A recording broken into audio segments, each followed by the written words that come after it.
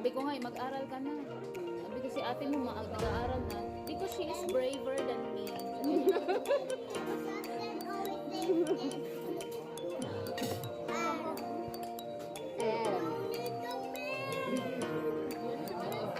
Ayun, dahil mo sinasabi.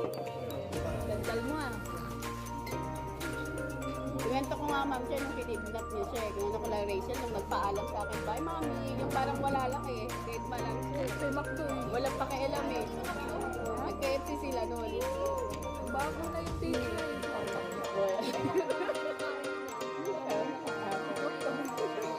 Diba sa mga fast food, gusto niya yan. Ayaw niya ng chicken. Favorite niya ano, itlog with cheese. Favorite po niya.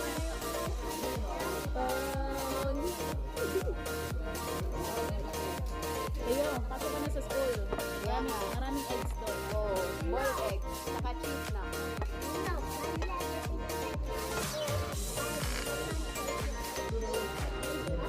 Free doon, free. So, walang bayad yung ano yun. Pagkain. Eat what you want din tayo. Tayo. Maraming pagkain.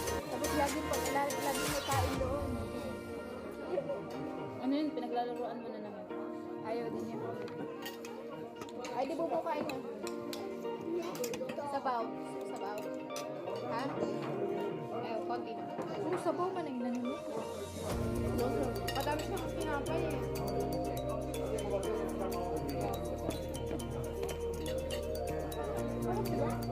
Sarap ang turkey. Pero the best yun yung Lindsay. Yun yung kapartner niya. Parang fried bread lang siya. Diba? Ano? Matigas siya. Then, niluluto siya sa oil ng ganito. Diba? Niluluto siya. Babakat dito sa water. And then, pag last 10 minutes, ganyan. Luto mo siya sa, isasawag mo siya sa oil. Ano nun?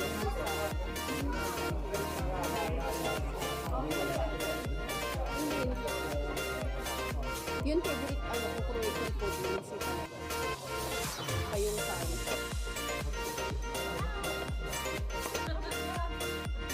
Yung sana magugustuhan sa parang bakit tingnan nyo na ba yung mga tama?